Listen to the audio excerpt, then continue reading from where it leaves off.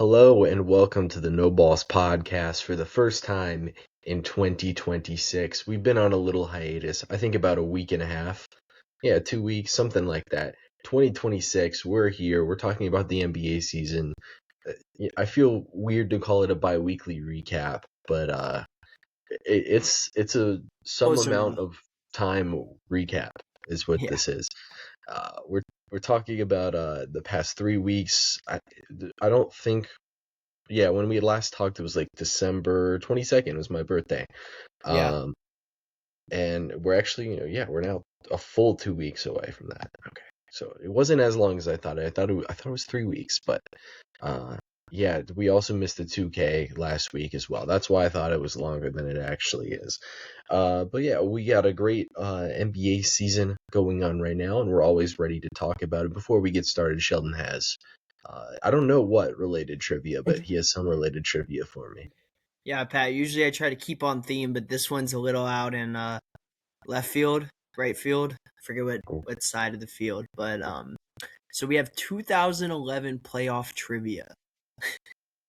Ooh, okay. All right, Pat. As we all know, the Miami Heat faced the Dallas Mavericks, where the Dallas Mavericks would end up being the champions, with Dirk Nowitzki winning the Finals MVP. But before this matchup happened, Pat, who did the who did the Miami Heat beat in the Eastern Conference Championship to get to that said finals series? Wait, whoa. Off the top of my head, I was like, is this really not just the Celtics? But this might not be the Celtics. I know in 2012 that was kind of like their last hurrah, and they might have been hurt the year before in 2011 because they had been to back-to-back finals in uh 2000 and no, they hadn't been. So 2010 might have been the year they were hurt because they were in back-to-back in 2008 when they won, and then 2009 when they lost to the Lakers, and then the Lakers played the Magic the year before. I think this might not be the Celtics. Uh, common knowledge will tell you that um the Pacers played against the Heatles a ton, and you'll also know that year the best regular season team was the Chicago Bulls, led by MVP Derrick Rose, youngest in league history. Now I know they did play the Heat in the playoffs throughout that 3 year stretch. I'm not sure if it was this year, and I'm not sure what seed the Heat were in this regular season, because I know they had at least one regular season when they were in a top 2 seed. I'm just gonna go with the safe pick and say this is the Chicago Bulls. All right, Pat. Little laggy there, but I think I heard Chicago Bulls. Final answer. Yes. That is absolutely correct. The 1 seed Bulls faced the 2 seed Cavaliers, lost 4-1.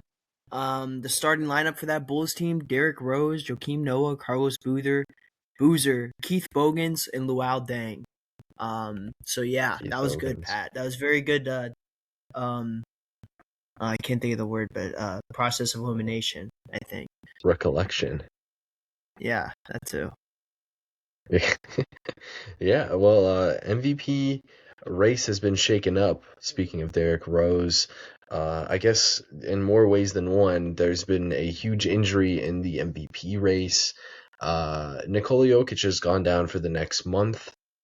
A large debate has been sparked in NBA discourse about the 65 game minimum and uh, how it could be positively or negatively. Typically, people are saying negatively affecting how NBA awards work, and I guess we could leave that open to debate for the very start of this podcast. What's the feelings on that? Yeah, it's a great point, Pat, because I remember when this was first introduced and I was all for it. This, of course, at the time where load management was a huge issue in the NBA, mainly Kawhi, Embiid, even LeBron was sitting out a lot of some games during that time. Kyrie, KD, all those guys. So I was generally for it because I like to see the guys on the court. But now, my perspective has kind of changed because we're talking about Wembenyama, who since now he's injured, he's probably not going to be able to qualify for a DPOY, let alone the MVP. The DPOY would be a lockup, making it the second year in a row that he should have won DPOY. And now that he's not going to be eligible for it, it's kind of disappointing because that's going to kind of, it won't hurt him when his legacy is finished, but it would definitely help to have those two DPOYs to start off your career, right, Pat? So, that said, also with Jokic missing a lot of time, there's been players that like Donovan Mitchell is missing time. Um, and we've seen it with all-star starters, having really good starts to the season and then missing time and not being able to make requirements. Or actually, I don't think that doesn't matter, does it? The all-star Yeah, games don't. All-Star they just let. I mean, Paolo Yeah, Banchero's in the that was top a 20. bad example, but just in general, DPOYs, MVPs, guys have not been eligible because of those injuries, and I think that there should be a specific game set so that we still don't have as many issues with the load management. But I think the number should be significantly less. I don't know. What's your thoughts on that? Maybe at least half of the games played you have to play. See, I think it's a really tough thing to pinpoint where the game's total is going to be, because then people are always going to move the goalpost and say, oh, well, he played 59 games, but he didn't play a 60th. He should have still been eligible. And then it's just going to keep going back and back to where we just basically don't even have a game's threshold anymore. And I do think there needs to be some type of threshold for eligibility. But then you go and look, this season we're going to have Nikola Jokic ineligible. Luka Doncic probably going to be ineligible when he picks up a lower body injury and misses a week and a half of games in the middle of February, right? It's just probably going to happen. Victor Wembanyama, you mentioned, he's ineligible for awards this season. Those are probably three of the top four players in the NBA going into the season. I mean, if you look at just other players, like Joel Embiid's playing very awesome recently. We don't have a slide dedicated to it, but he's not going to be eligible. There's going to be a lot of guys who are, some of the better players in the league that are going to be ineligible. And it's very hard to just then go say, well, I guess we got to give Keontae George an All-NBA appearance, and we'll talk about Keontae George a little bit later. But it's hard to pinpoint it, and I do think I have somewhat of a solution. And let me know what you think about this. We could have the 65 game threshold qualifier, or maybe you move it down a little bit. I don't know. Or you are a top 20 in total points, total assists, or total rebounds. Okay, so you And just would have to be top 20 in all those, in at least one of those categories. yeah, at least one of them, and that'll make you eligible. Is this along with a games requirement or no games requirement? You just have to be. One or the other. Ooh. I'd be for it because if you're going to be top 20, you're going to have to play a decent amount of games or at least really perform in those games. And if you're playing top 20, if you're top 20 and everything and you're missing a lot of games, then you definitely deserve it. So I think that'd be a decent solution to the problem.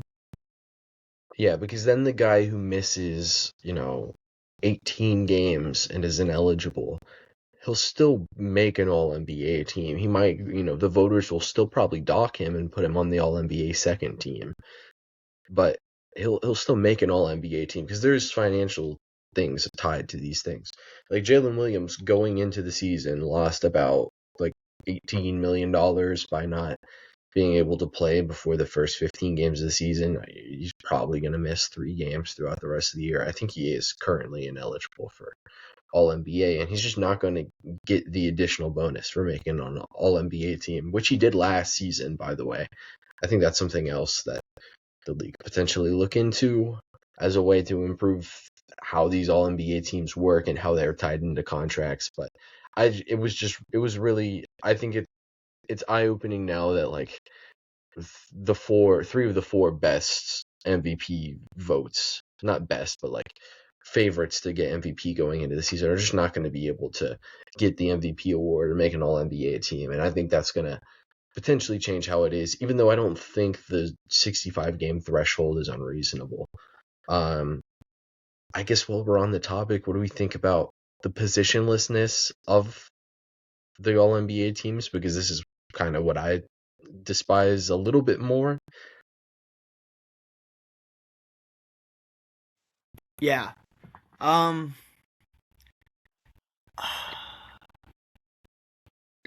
it's hard.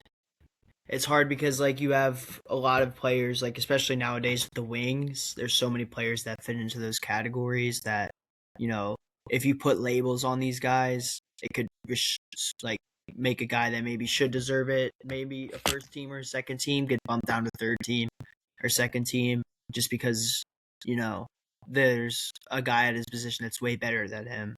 Um, Even though that he's really good, he just at the guy above him is just a little bit better, so he doesn't get able to get that spot. While he may be better than, say, a shooting guard on the list, like a little bit better Mhm. than a shooting guard on the list. So I don't know. I'm kind of okay with the positionless stuff, um, just because I feel like it's. I don't know. I feel like it's a kind of fair way to kind of get the first tier of players on a team, a second tier of players on a team, and the third team of players on a team. Um, Regardless of position. But I would definitely be interested to hear what your thoughts are on having it more stricter with the positions. Yeah, I mean, I just think about it this year now that Jokic and Wemby are definitely like, their chances are a little bit, chopped up. Like they're not going to be there. Is our All NBA first team going to be Shai Gilgeous-Alexander, Donovan Mitchell, Tyrese Maxey, Jalen Brunson, Cade Cunningham? Is it going to be all like? Is that what it's going to be? Because Giannis is ineligible too. We didn't even talk about him. Is that like that seems like a really weird All NBA first team? It's literally, you know, 5 point guard or 4 point guards and a shooting guard on the All NBA team.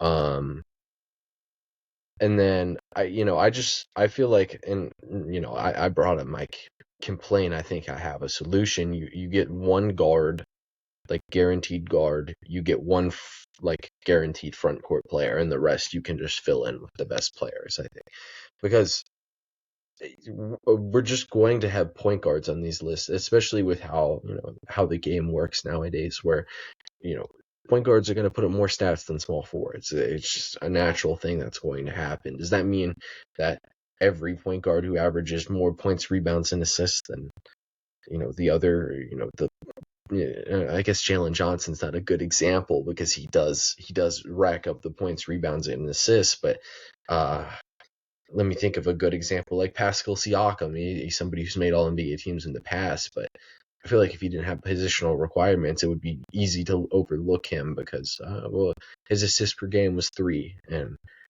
Cade Cunningham had, and this is just a broad example, but Cade Cunningham averaged 9 assists. Just we're throwing out things with the All NBA teams. Do you have any other thoughts on them? No. One front court, one guard. Is that valid? Yeah. Yeah, and then fill it around because then at least you get not as much guards on that list, even though the guards have been killing it this year. Yeah, I agree. It's been quite the guard heavy season. You ready? Do you want to talk about this MVP race? You're always the one who does the MVP ladder. Not today. You don't have to. Uh, but as the MVP expert, like, We'll use that term loosely. Yeah, Jokic going down kind of clears the way, I think, for Shea. It's gonna be really hard for any of these guys to really knock him off because the only guy that could do it was one of the best generational players that we've seen in a while with Jokic. Just and the stat lines that he was putting up before he got injured were insane. Very efficient shooting the ball, getting a lot of rebounds, and a lot of assists as well. Um, I mean, and Luca. I think Luca's maybe the only guy that can contend with Shea, but the problem with Luca is that there is always the chance he gets hurt, and even despite that, if he is healthy, I think that Shea probably still gets it over Luca. But I think Jalen Brown has been making a really strong case for himself. I don't know if we'll probably not talk too much about the Celtics as we have already a lot this year, or I think the last couple episodes. But he's shooting 35. He's shooting, or he's scoring. Dang, He's averaging 30 per game, 5 assists and 6 boards, shooting 37% from three. And he dropped 50 the other night, 29, 23, 37, 30. All the points that he's scored recently has been making him a strong candidate for that MVP spot. I think he's slowly climbing up the ladder. And then Jalen Brunson, I think, also still has a shot. He's been playing some really good basketball. And I think the Knicks, maybe we'll talk about them just a little bit, but they've been looking good except for tonight. Except for the last 2 weeks, I would say. Yeah. It was great on the NBA Cup, and then Christmas happens. That was great, and then it's been downhill since then. I'll go ahead and say my opinion, and this is outside of Shai Gilgeous-Alexander. I think a really, really weak MVP class now that Jokic and really all the fightable candidates have been kind of eliminated. And we bring up Jaylen Brown, and I have to do a little bit more investigating in this. So maybe this is a little bit sloppy, not sloppy, but maybe I need to raise my standards here. I'm just a little bit concerned. Jaylen Brown, non-factor on impacting the Celtics offense this season.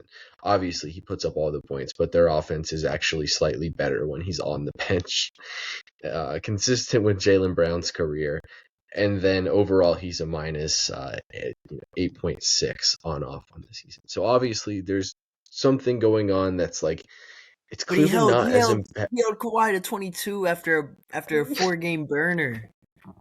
We got to talk about Kawhi too. But yeah, I can't buy in on it on right now with Jaylen Brown. He's obviously taken a huge step forward, but I'm a little scared to put him in MVP talks right now. Wow. Okay. Yeah, I'm just a little bit scared. Not even. What about like top 10? You giving him top Oh, 10? MV in like an okay, MVP set, okay. not in a players like in a right now MVP setting. Like Yeah, I was gonna say, Jokic out, I all mean, those guys out. Are you easily, giving him at least top 10? easily. I mean, I just think Okay. it's overall such a weak MVP race Oh yeah, I that agree 100%. Do you think Luka can even threat Shea, or are you also like worried about the injury stuff?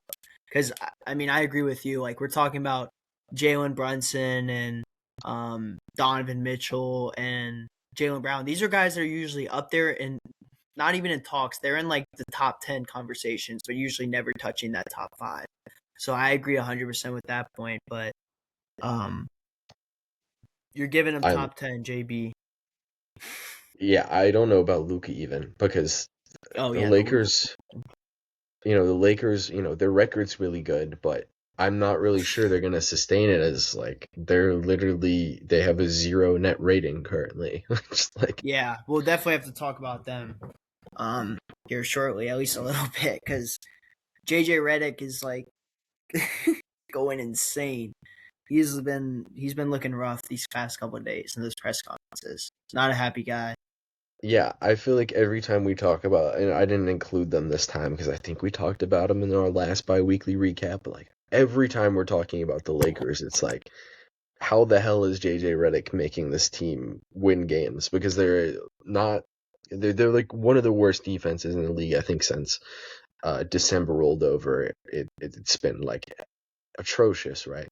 And their point differentials are never good.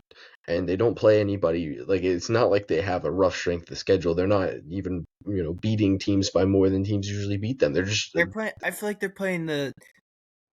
No disrespect to the Jazz or the Kings, especially no disrespect to the Jazz, but I feel like every time I turn on a game, they're playing either the Kings or the Jazz. Like, yeah, I mean, it's weird, and we can talk about it in the standings part, and we can honestly transition to the standings part. yeah, But how have we thought about the discrepancy between East and West this year? it's. I think it's still pretty large. Like, let me pull up the West teams real quick. But I mean, if you, I feel like the Magic have a lot of problems. The Heat are kind of shaky. I mean, they look like they're having decent records at 20 and 16 though. But Yeah, the Magic, there's a lot of questions there. The Heat, I still don't think are a real threat to anyone. And then you have the Cavs who have struggled so much this year. The Bulls, who we know how bad they are, um, on a nightly basis usually, and then the Hawks have a lot of organizational things going on right now with Trae Young on the chopping block. But like, yeah, I think the Suns and the Warriors are probably above the Magic right now, in my opinion. Hmm. And I think the West is really strong this season. The Suns have been so sneakily good.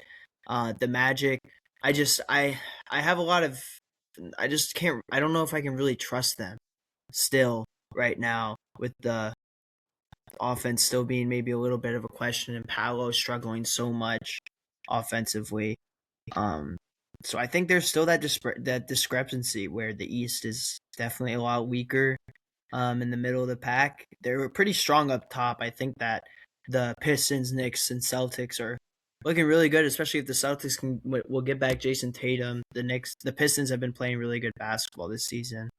Um, but yeah, I don't know. I mean, it'll be interesting. I think that it gives a fun playoffs on the East side, like with some of those 5-6 matchups, 7-4.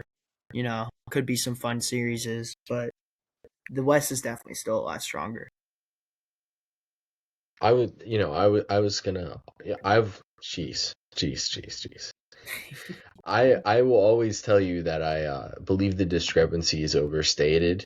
When you look at the standings, obviously the West has slightly better overall records. I don't know, slightly better, but I think on a night to night basis, I think it's quite overrated how tough the West is, especially now with Nikola Jokic down. I think when Nikola Jokic was healthy, it's like, okay, you have four really, really good teams atop of the Western Conference with the Spurs, Rockets, OKC Thunder, and the Denver Nuggets.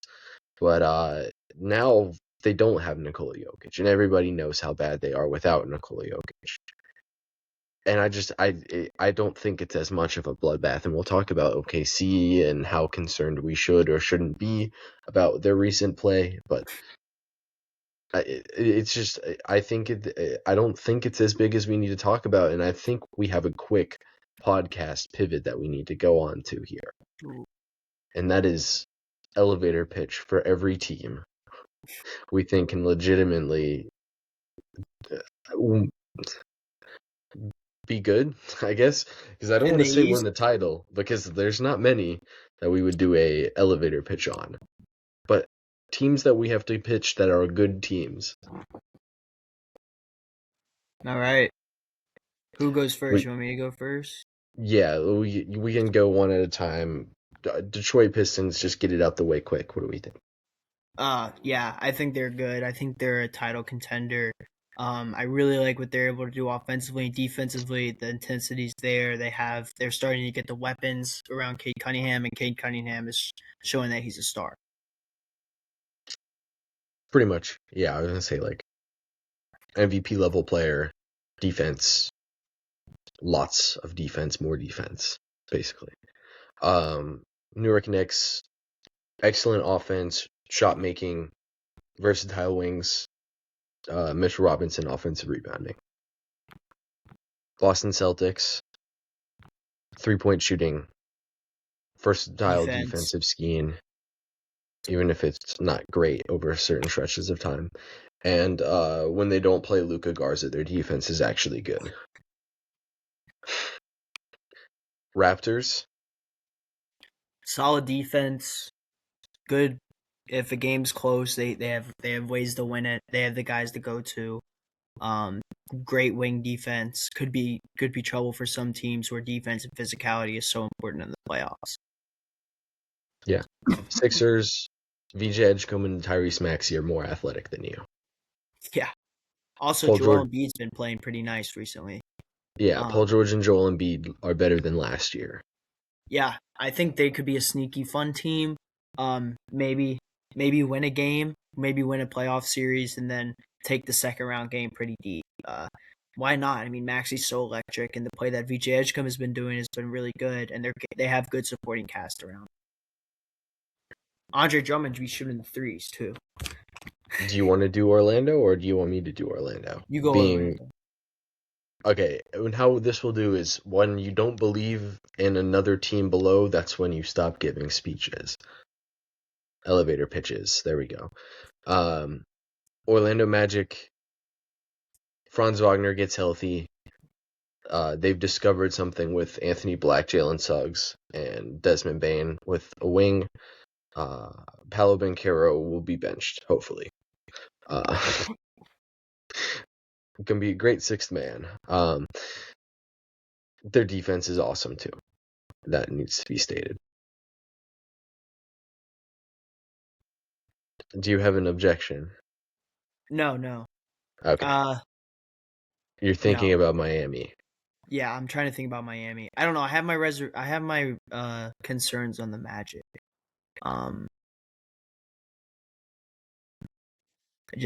There's something about him I'm not really trusting. I had something on him, but then I totally lost it. But I think that the play of Paolo could really end up hurting them in the long run. Did eventually have a good game, but like he's been playing some very poor basketball, and considering how high I was on him, I think last season I was calling him LeBron. Yeah, I was literally about to say, did you know he's the next LeBron? Yeah, but the shooting's still a little bit of a problem from their wings. With Franz being at, let's see, where is it? 36. Better than I Paolo's thought. an abysmal 26. Jalen Suggs is shooting 33. They could make a push for Trae Young, in my opinion, could change, but right now I just don't know if they have the weapons offensively to really scare teams. Do we have any other teams? I want to say the Heat because I picked them to be this year's Pistons in the preseason, but I think the lack of scoring that they've been getting from Andrew Wiggins is hurting them a little bit. Bam Adebayo is fantastic, and I haven't heard too much about Miami for trade rumors, but I know a lot of people want to play with Bam, so maybe he gets traded. Or I can't remember who was in the jersey swap in that report I saw, but this is another play in Miami Heat team to me. First round exit most likely. I have one more playoff team, and then I have the regular season teams. That All right. they're good in the regular season, right? The last playoff team, Cleveland Cavaliers. They get healthy, they're good. That's simply it. Regular season teams, Heat, Eric Spoelstra. The Atlanta Hawks, Trae Young gets hurt. The Milwaukee Bucks, or traded for Trae Young. The Milwaukee Bucks, they have Giannis, and then the Hornets, they can actually shoot the three ball, and that's a weapon for them. And then the other teams, you're very happy to see them on your schedule. Are you sure about that, Pat? I don't know if you see that 5-5 right there in the Wizards. Oh, yes. 5-5 in our last 10 games. I have never seen this in like years. We rarely do this good in a 10-game stretch. Can we talk about Trey Johnson real quick, Pat? I'm sorry, I'm kind of taking over, but his range has been elite recently. I mean, this dude's pulling from the logo or like 5 steps back from it and like draining these shots. There was one that did bank in, but besides that, they're all cash. Wet as water, as I like to say. Bub Carrington, I was calling for his head a little bit. I may have been too quick to jump on the sophomore because he's definitely turned it up a lot. 43% from 3, and he's been shooting the piss out of the basketball. Alex Sarr is looking so good. I mean, all-star center potentially. He's blocking the ball really well. He's scoring too, getting boards. He had 6 blocks the other day. Yeah, and I'm just really happy about Trey Johnson. I feel like he's not been getting a lot of talk about in the NBA media just because this class is so good that it's hard to talk about him. But come on, this man was a top 10 pick, and he's absolutely balling now. Let's see. 12 points per game on 41% from the 3. This is why we drafted him. And Pat, me and you were calling him the best shooter in the draft class, pretty much, besides Khan. And, I mean, Khan's been amazing. So, There's my wizard spiel. I'll let you go ahead, Pat. A mandatory Wizards isolation, like full on Carmelo Anthony, wave him off, 3 jab steps, pull up midi. Awesome. We love to see it. Yeah, Trey's awesome. Did you see his quote the other day? Yeah, he's Steph Curry. Got to show me he's better. No, it was actually more than that. Oh, He said, Steph Curry knows I'm a better shooter than him. I'm just going to show him. yeah. Awesome. This is why we loved Trey Johnson as a draft prospect, because he's clearly, he's got some, he's crazy. He's crazy, that's for sure. Yeah, You if you need that. take that Texas team to March Madness, that abysmal Texas team that year, you're definitely good. Yeah, they were using him as a post-up big man in college. Coach got fired. It's like, Coach said, Trey Johnson, you're a 2000s power forward. That's what you are. It was insane. But the insane rookie class. I almost considered making a slide about that, but I figured that would be in the next rookie promotions thing. Next time.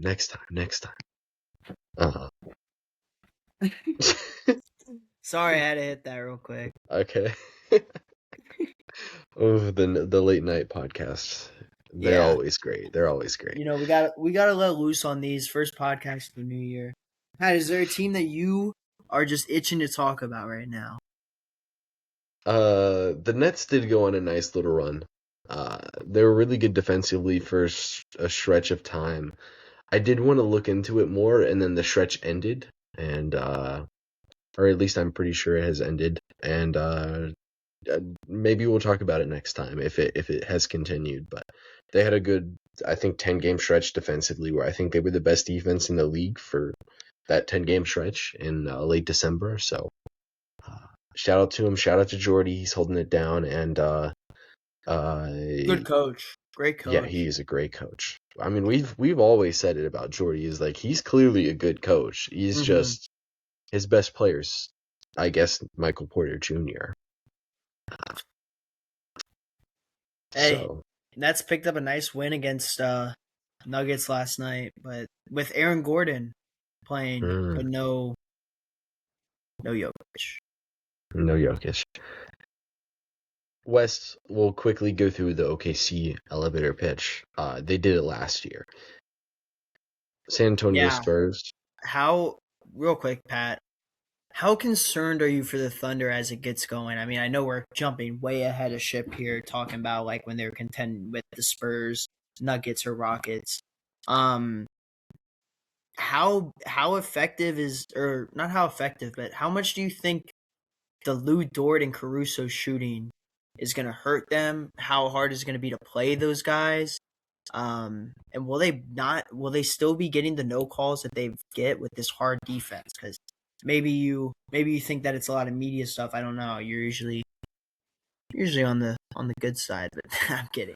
But there's been a lot of fouling recently with that I've been seeing. It's kind of like crazy. Yeah. But I guess my main question is about the Caruso and Dort shooting. They're playing, and what's kind of been happening to the Thunder. They are 30-6, so it's crazy to talk about them like this. But In a concerned way.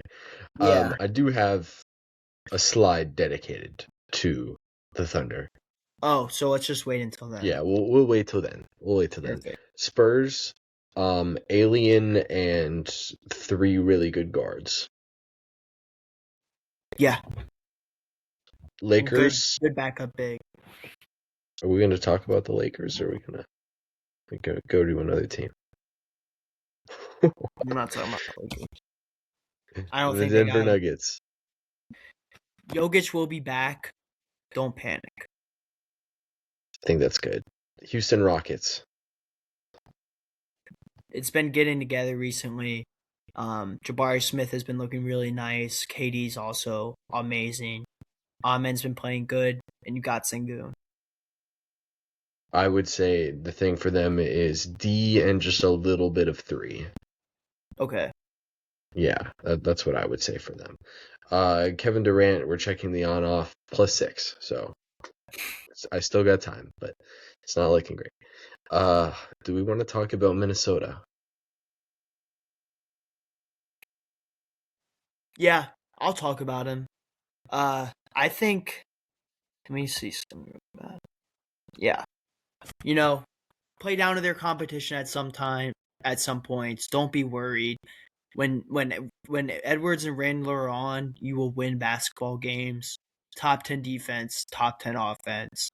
Um, Go Minnesota. I'm all for it.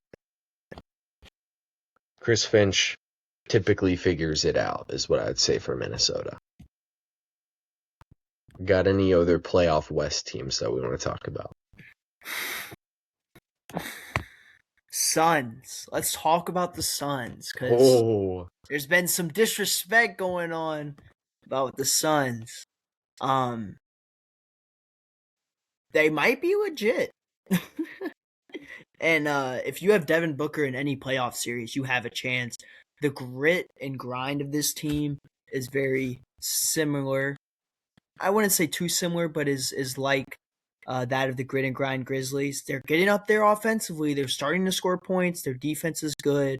And Jalen Green hasn't even played. So, and he's going to be missing a lot of time. So they're doing it without one of their biggest additions.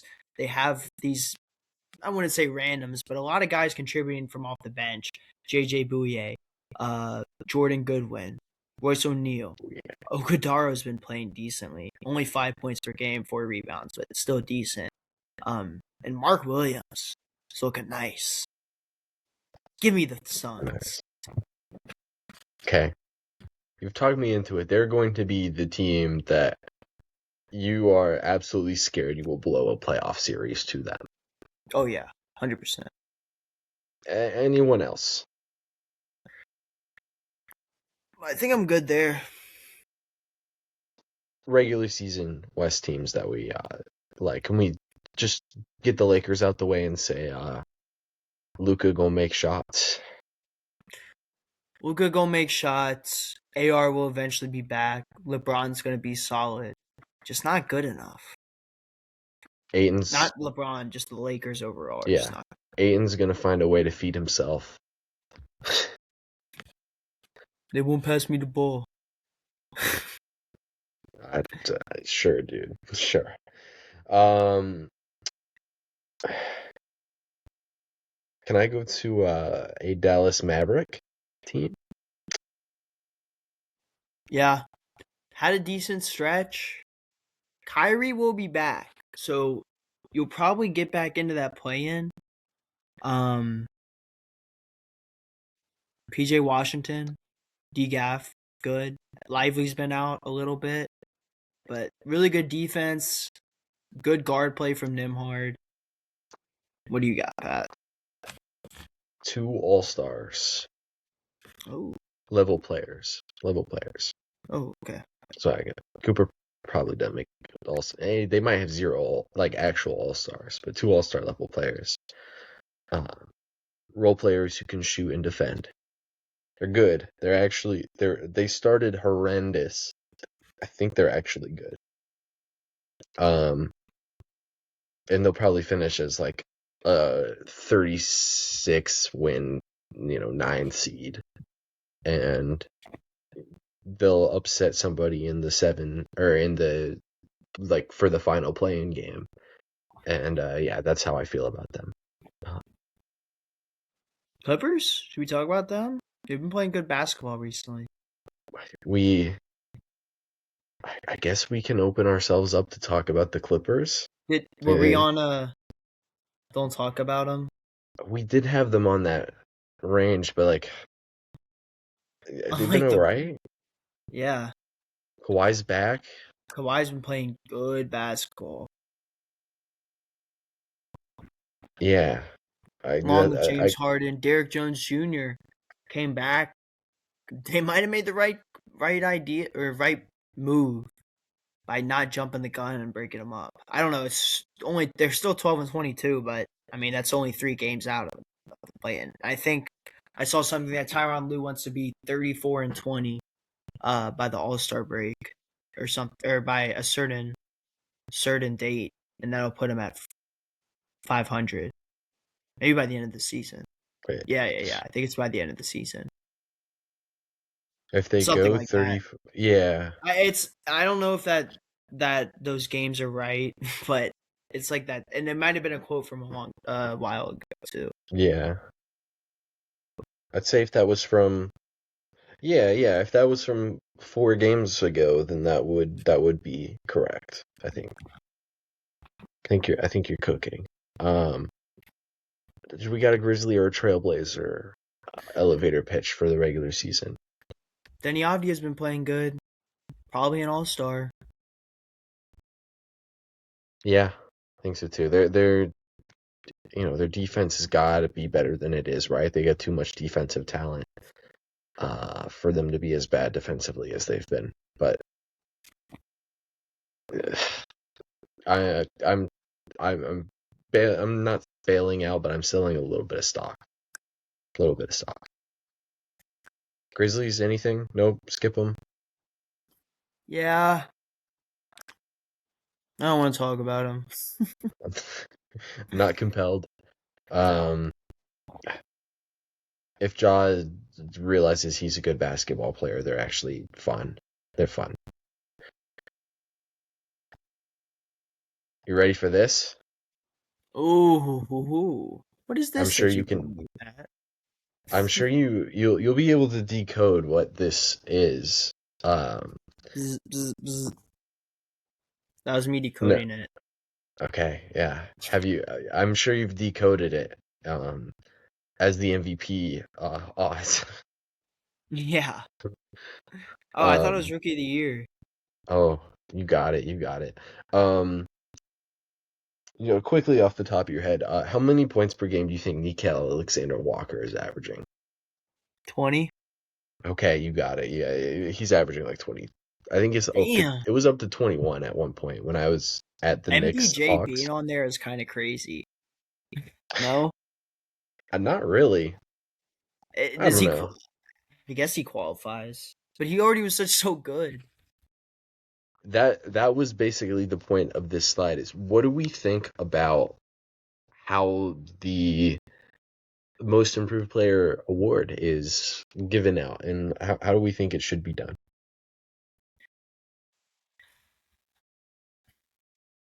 I don't know. I think there should be like, it's weird. I don't want to put, you can't put it at like a point per game threshold, you know? Because that doesn't necessarily go into what makes a most improved player. But like, Jalen Johnson, like most improved, I guess, but he was already doing so good before. Like, it would make more sense for comeback player of the year. Jalen Duren makes a little more sense. I mean, Josh Giddey was handed a big ass contract in the offseason based on how he played. Like, I feel like, I don't know. Like, Keontae George should be near the top of this list, for being honest, for most improved, considering like the jump that he's made. Ryan Rollins as well. Nikhil, I agree with. But MPJ, I mean, this guy was a quality third starter on a playoff team, third option. And now, I mean, yeah, he's a number one option, but he's also on a different team. So Anthony Black makes sense. Dylan Brooks is interesting. I like it though because his offensive game has made a huge leap. So I definitely agree with that. So I guess I'm okay with this a little bit. There's a couple players where it's questionable, but overall, I mean, I think they have a decent pool of guys up there. I think I got on this list. I have Denny Avdia, Jalen Johnson, Michael Porter Jr., and Dylan Brooks as guys who were already kind of this good, but they just got a little bit better and got more shots, is what I would categorize them into. Josh Giddey did take a real leap this season. People won't realize that he was terrible last year, and then uh, he had that good stretch of basketball that was actually good basketball, and then he has now carried that over into this year, and he's actually now just a good player compared to being a terrible player before. And so I think Josh Giddey is perfectly valid. I think Jalen Duren, like, it was completely valid to question if he was their best center going into the season, and he's taken huge leaps forward. I think that makes sense.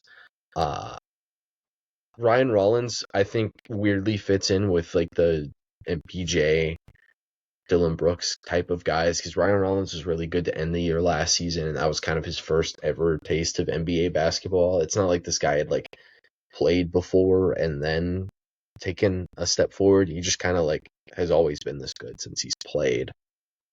What do you think about Ryan Rollins? Do you think he's more in that category, or just like, and it could be two of the same, where it was such a big jump that like you kind of do have to still acknowledge it, and I think that's partially true as well. I think it was such a big jump that you have to acknowledge it. I would kind of fall in that range, because I feel like Ryan Rollins probably deserves it. I mean, because he's came in and stepped up in a big way for the Bucks this season.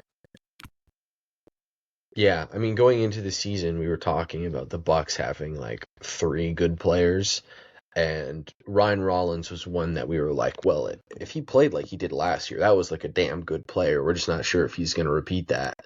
So clearly, he's repeated that, taken a step, a sizable step forward, and he was just clearly just good last year. It wasn't a fluke thing. So I don't know. I think where he's placed is fine. What I'm getting at is my pick for this like is undoubtedly Keontae George, because he was bad before, and he's been awesome, like really really awesome. Have you seen his month of December stats? I don't know him off the top of my head, but I know that he's been killing it. I agree 100%. And he's been keeping the Jazz in some pretty close games as well. Yeah, and like I talk about Josh Giddey as like, oh, he was bad before. Like he was a player who puts a clear limiting ceiling on your team and is only good on a 10th seed team, which is perfect for the Bulls, right? Keontae George was like somehow like felt unplayable at times on like a horrible Jazz team. And now in the month of December this past season, he averaged 27.5 points, 5 rebounds, and 7 assists this season, Jeez. shooting 44% from three, of 65% true shooting. His usage rate is almost 30%. Like they have a 124 offensive rating when he's on the floor. Keontae George has been awesome this season, and he just wasn't very good before in his NBA career. Now, did we think he was good? Yes, of course. Like you and I believe his second season was the first year we did the podcast, but we always liked Keontae George and thought there was something in there. Who would currently be your guy for most improved player? I was going to say Keontae George as well. As soon as the list came up, that's where my eyes went. We gotta give our shout out to Nickeil Alexander-Walker and Anthony Black, because we didn't speak about them for a second. Those are huge steps forward. Nickeil Alexander-Walker is like a ninth-year player now, it feels like. He was in the Zion draft, I know that. So however long that was. So yeah, I think that's 7 years now. Yeah, that's 7 years now. And he's taking a huge step forward. We talked about the scoring leap he took. He's been a large reason why they've been able to still be a good offense without Trey. And I mean, him going to the bench after Trey comes back was kind of crazy, to where they didn't even do it. They benched their recent number one overall pick over benching Nickeil Alexander-Walker. And then Anthony Black. Shout out to Anthony Black. He's been playing really good. His driving is quite awesome. How would we like, I think we both picking Keontae George kind of are hinting that we kind of want the player to be bad before, or in previous years, for them to get this award. Anthony Black, then maybe. He's been, or not bad, but like he was known as like an offensive threat, and I think now he definitely is that. Along with the defense, it's been incredible. And a huge step or a huge piece for the Magic that has helped them win games. I mean, the other Yeah, night he did really good. Him, Bane, and Bankero. yeah. Triple B. And I don't know, maybe I'm being nitpicky, but I like the jumps that Jalen Johnson and Denny Oftia made. I don't think were like, yeah, like they were jumping from like fringe all stars to clear all stars. Versus Keontae George might make an all star team this season, and he was not good last year. So that's why that's just basically where I'm getting at here. You ready to move forward? I think I have a couple more things left. Russell Westbrook became the all-time leading point guard scorer in NBA history. Figured we'd give him a shout out. Old man Russ. Glad he got on a What's your favorite? team. A great NBA team in the Sacramento Kings. What's your favorite Russell Westbrook moment in his NBA career? Definitely when he hit the game winner against Brooklyn for us. We were down like, we were down like 6, or no, we were down like 5, and then Beal hits a 3, a crazy 3, like 8 seconds left. He dribbles up, banks it in, and then Garrison Matthews steals it on the inbound pass, passes it to Russ. We've been shooting crazy shots all night. Like the shot before Beal hit that, like Russ had it was a tie game, or we were down like 2, and Russ hit a step back 3 with KD face like literally in his face and completely bricked it. And then for him to pull up with that confidence and nail the shot, get us the dub, that was so awesome. Probably my favorite Only Russell Westbrook could do it. Favorite Wizards Russ memory. Yeah, a moment only Russell Westbrook could create right there. My favorite Westbrook memory is either the locker room meme or the Kevin Durant MVP trophy meme where Russ is in the corner of the picture with like the skeptical look. You know what I'm speaking of? Yeah. Looking at it like that's my trophy. I think that's awesome that happened. And Russell Westbrook overall just had a very funny NBA career. One of my favorite highlights is when he dunks the ball, and he dunks the ball so hard when in his prime. He would go up and just slam it, and he misses the dunk, and it pops up like 20 feet in the air and just goes right back in, like right into the hoop. Awesome. And that's moving us on to our next section, which is 30 after 30. We got to talk about the unks because, I mean, they're going crazy. We've never had unks this good before, like as a collective. And I figured we got to give them their props because I mean they're all going crazy right now. Yeah, KD just hit a game winner for the Rockets. Oh wow, he game did. winning 3 against the Suns. 28 footer. Your Phoenix Suns. Yeah. Harden's been so good, and Curry's the only reason the Warriors are like fighting for the play-in right now. Literally the only reason, because Draymond Green, also should be on this. 5 missed games, or 5 games either ejected or sitting out for rest. It's crazy. Way to go, Draymond. He's still playing quite well. It's just, you please stop with all of it, Draymond. Please just get it together. Just chill, and, bro.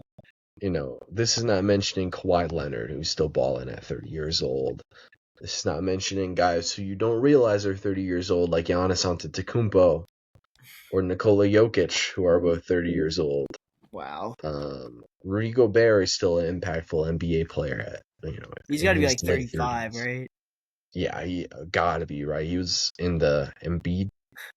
No, he was in the Giannis class. Rudy Gobert was. Kawhi Leonard. I think I just brought him up actually, but still shout out to Kawhi Leonard. Anthony Davis is still really good this late into his career. Kyrie Irving, I'm sure, will be great when he comes back. Like how do you think the Unks are doing this? It's just greatness. I mean, these are 3 of the best players that we've had the past 10, 15 years, honestly. They're all so good, and they all have their shots, and they know how to get to them, and it's extreme talent as well. Now, do you make anything of them none of them are on top 4 seeds in their conference. Do you make anything of that?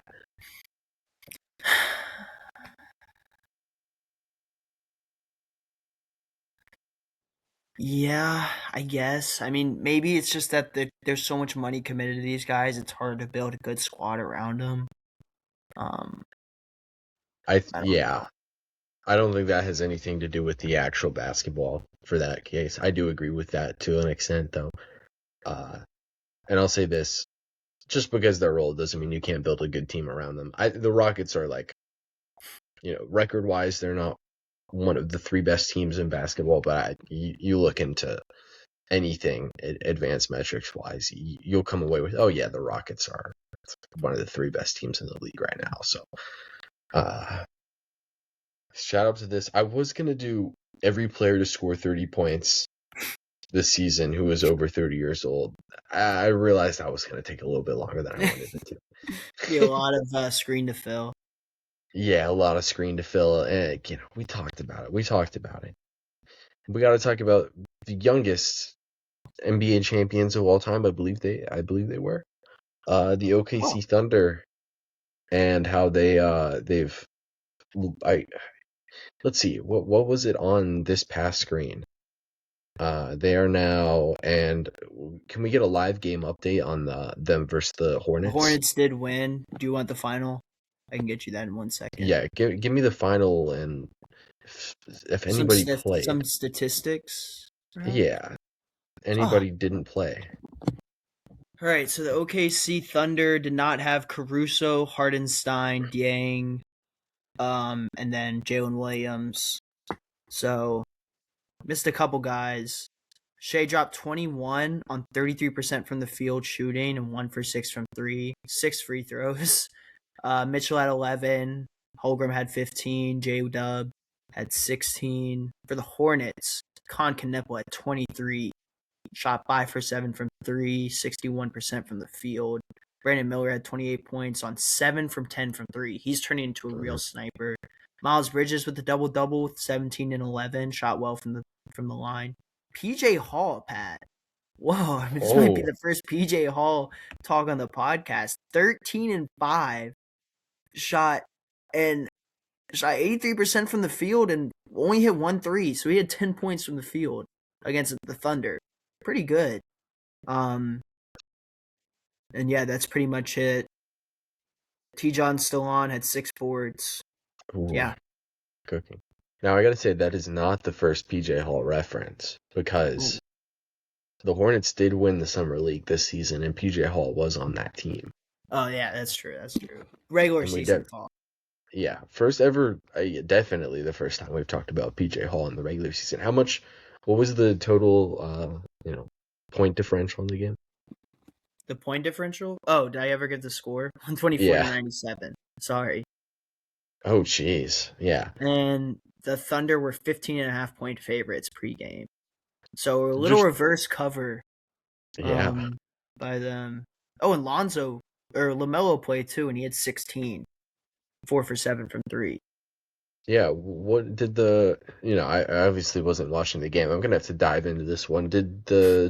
What did the Thunder shoot from the 3-point line? 11 for 39, so 28%. And the Hornets shot 51% and made 19 of them.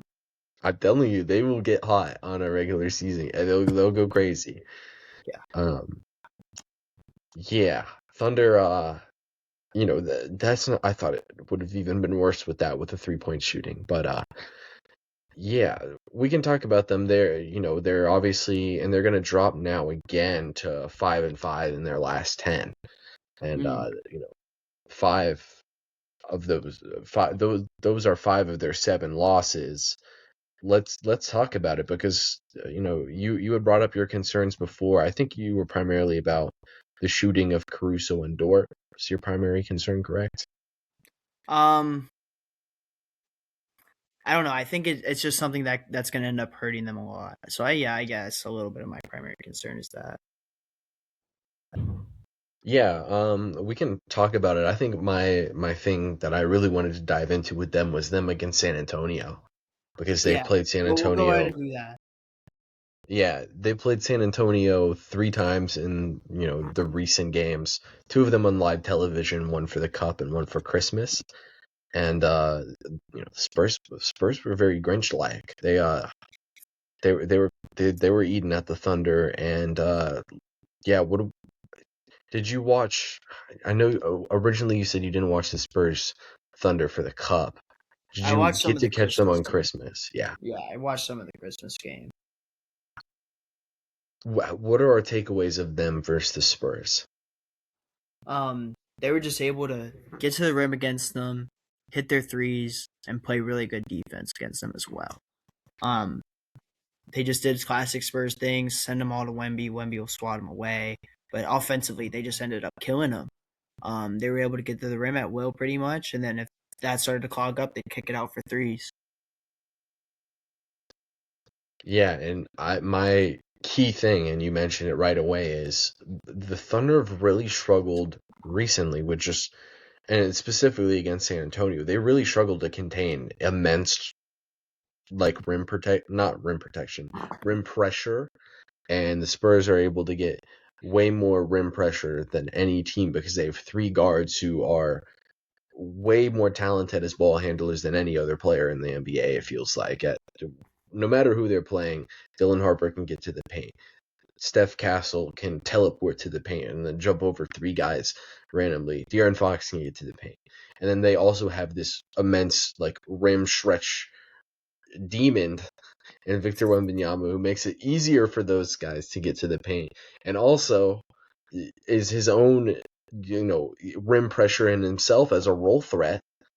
And they just when you're able to beat the fact that they have such great perimeter defenders with having so many great ball handlers on your team, it makes it a really weird matchup for the Thunder because they're by default a very small team, and their method of rim protection is by just not letting you get to the rim.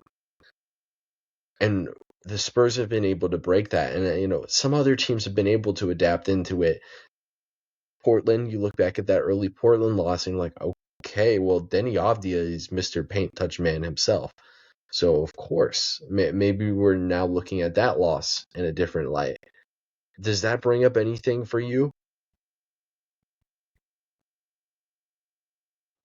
Them having troubles with the whenever they get into the paint. Like, when you have very talented ball handlers, you will have a huge matchup advantage against the Oklahoma City Thunder. Yeah, I still think that they'll be able to last throughout the first and second rounds. I think that becomes more of a problem when you get to the Rockets, you get to the Nuggets, you get to the Spurs again. Um, they'll have to figure out something to do or some way to stop that and not let that be so effective against them. Um, but yeah, right now it's definitely a problem, but I'm sure they'll be able to fix it as the season goes on, and they're still looking like a really solid squad despite everything. And I think eventually everything will start running a lot more smoothly in Oklahoma City.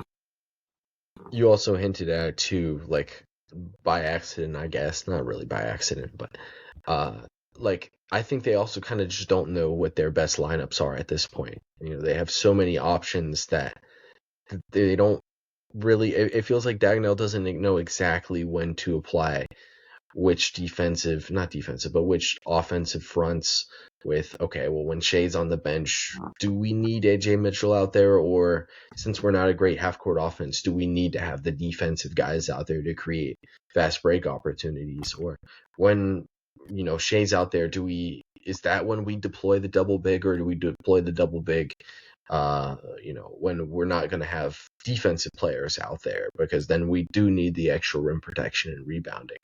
And then, to close games, you mentioned it, like the shooting's a real concern, but Lou Dort, has it gone over 30% for the season? Barely, just barely. Barely. I think he's at 32 or something like that. And then Caruso in the Christmas game, or maybe it was the second Spurs game, had like a 1 for 11 3-point shooting game, and Caruso's at just over 31, or just under 31% for the year in his own right. And it's just, Yeah, you know, it's hard to pick the right closing lineups for them, and in a lot of circumstances, like I can see them arguing for anything to be the correct starting lineup. No, we're arguing, not arguing, but we're getting worried about do they have too many good players right now? Hmm. So maybe that's our sign that maybe this isn't 20 a record-breaking record season, because Yeah. they're not going to lose less than 2 games for the rest of the way. But Unfortunate. They had us going there for a little bit. yeah, I think that first, those Spurs losses really got to them, I think. And we didn't even talk Yeah. about the Phoenix game. Uh, but you got anything else on OKC that you want to raise concern about? We can always talk about their half-court offense, because I think that is at times a little bit of a struggle, and that primarily links to, can they hit 3-point shots? Yeah, I agree. I don't know. I don't really have too much to say, but I mean, in transition, they have a lot better, easier time getting to the rim and having wide open threes. So that always definitely helps, even if you're struggling a little bit from that on the season. But that's all I got on. Have we thought Shea has looked a little bit off? Just a little bit. Yeah, I mean, points wise, may not be scoring as much as we're used to seeing, but I don't know. Maybe he's just trying to take a little bit of a step back in the role, or maybe teams are finally figuring out how to at least slow him down. You can never really stop a player like him; only slow him down. Yeah, he looks really affected especially in the Spurs games, where it's like, well, what does he do now that there's somebody at the rim that's going to take away his primary source of offense, which is getting all the way to the basket? I wouldn't say I'm too concerned about it, but maybe in like a Spurs playoff series, I would be really concerned about it. Yeah, what would we grade our we can't even call it a panic meter, because I think right now, if we started the playoffs, we would both pick OKC to win it all. But I guess, how much do we think their championship equity has gone down? Maybe like 5%. This is still a really strong squad, and it's gonna be like hell if you have to face them in the playoffs. Um, yeah, I mean these are like nitpicking things because that's the only thing you can do with a team as good as the Thunder.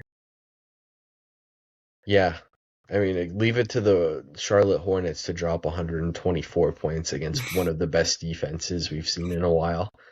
But That boy yeah, Colin Nuns.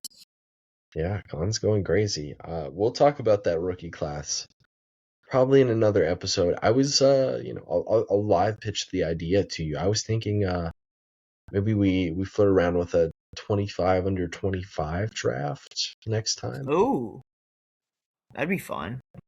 Yeah, I mean, we'll think about it. We'll think about it. Um, Other than that, you got any other thoughts? Nah, Pat, I'm good to wrap up the first episode of 2026. I'm excited for the next Wizards isolation for next episode.